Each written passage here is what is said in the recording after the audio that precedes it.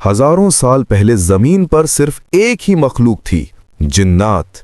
लेकिन उनका फसाद इतना बढ़ गया कि अल्लाह ने फरिश्तों को भेजा उन्हें खत्म करने।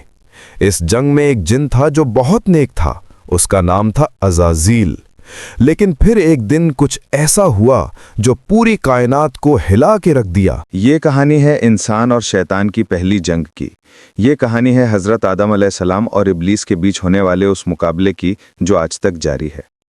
जब ज़मीन पर जिन्नात का फसाद हद से बढ़ गया, तब अल्लाह रब्बुल इज़्ज़त ने फरिश्तों को हुक्म दिया कि इस ज़मीन को पाक कर दिया जाए। फरिश्ते बड़े बड़े लश्करों की सूरत में ज़मीन पर उतरे और जिन्नात पर ज़बरदस्त हमला कर दिया। बेशुमार जिन्नात हलाक हुए और जो बच गए वो पहाड़ों, जंगलों और दूर दराज जजीरों में छुप गए। इनमें से एक जिन बहुत ही नेक और इबादत गुजार था, जिसका नाम था अज़ाज़ील। वो फसाद से बिल्कुल अलग रहता और दिन रात इबादत करता रहता था। जब फरिश्ते जिन्नात के खिलाफ लड़ने आए तो अज़ाज़ील ने खुलकर फरिश्तों का साथ दिया। फरिश्ते उसकी इबादत और इखलास से बहुत इम्प्रेस्ड हुए और जब जंग खत्म हुई तो वो उसे अपने साथ आसमानों पर ले गए। अब अज़ाज़ील फरिश्तों की महफिल में रहने लगा। वक्त के साथ साथ उसका इल्म और इबादत में मकाम बढ़ता चला गया, हत्ता कि अल्लाह ताला की यहाँ उसका दर्जा बहुत बुलंद हो गया। मगर इसी दौरान उसके दिल में एक खामोश ख्वाहिश ने जगह बनाना शुरू की कि काश ज़मीन की खिलाफत मुझे अता हो जाए। फिर एक दिन अल्लाह रब्बुल इज़्ज़त की तरफ से एक ऐलान हुआ, ऐसा ऐलान जो सब कुछ बदल देने वाला था। अल्लाह ताला ने इरशाद फरमाया, मैं ज़मीन में अपना एक खलीफा बनाने वाला हूँ। तमाम मखलूकात में हलचल मच गई।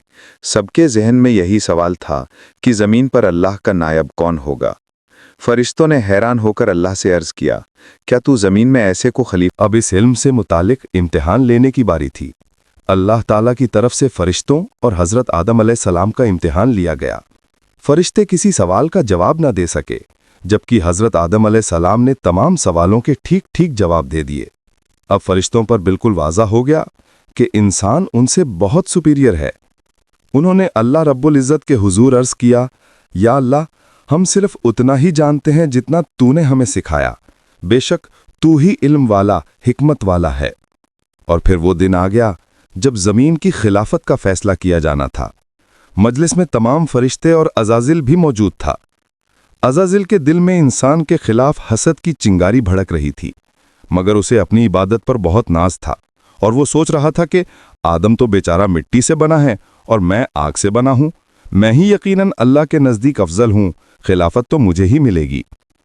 और फिर अल्लाह ताला ने अपना फैसला सुना दिया कि ज़मीन पर उसका खलीफा इंसान होगा। अज़ाज़िल पर यह खबर बिजली बनकर गिरी। वो शौक में चला गया। उसकी आंखें गम और गुस्से की वजह से सुर्ख हो रही थीं। अब अल्लाह रब्बुल इज़्ज़त ने तमाम फरिश्तों और अज़ाज़िल को हुक्म दिया, आदम को सजदा करो। अल्लाह रब्बुल इज़्ज़त के इस हुक्म के साथ ही तमाम फरिश्ते फौरन सजदे में गिर गए, सिवाय अज़ाज़िल के। किसी की मजाल ना थी कि अल्लाह के हुक्म का इनकार करें, मगर वो बदनसीब गर्दन अकड़ाए गुस्से और तकब्बुर के साथ खड़ा हुआ था। दरबार खुदावंदी में सन्नाटा छाया। अल्लाह रब्बुल इज़्ज़त ने फरमाया, जा, तुझे मोहलत दी गई। लेकिन इब्लीस ने वहीं एक और ऐलान किया, जो कि एक चैलेंज था, एक साजिश थी। कहने लगा, अब क्योंकि तूने मुझे गुमराह किया है, इसलिए मैं भी कसम खाता हूं कि इन इंसानों की घात लगाकर तेरे सीधे रास्ते पर बैठा रहूंगा। फिर मैं इन पर चारों तरफ से हमले करूंगा, इनके सामने से भी, इनके पीछे से भी, इनके दाएं तरफ से भी और इनके बाएं तरफ से भी, और तू इनमें से अक्सर लोगों को शुक्रगुजार नहीं पाएगा। अल्लाह रब्बुल इज़्ज़त ने निहायत जलाल से फरमाया, निकल जा यहां से जलील और मुर्दार होकर।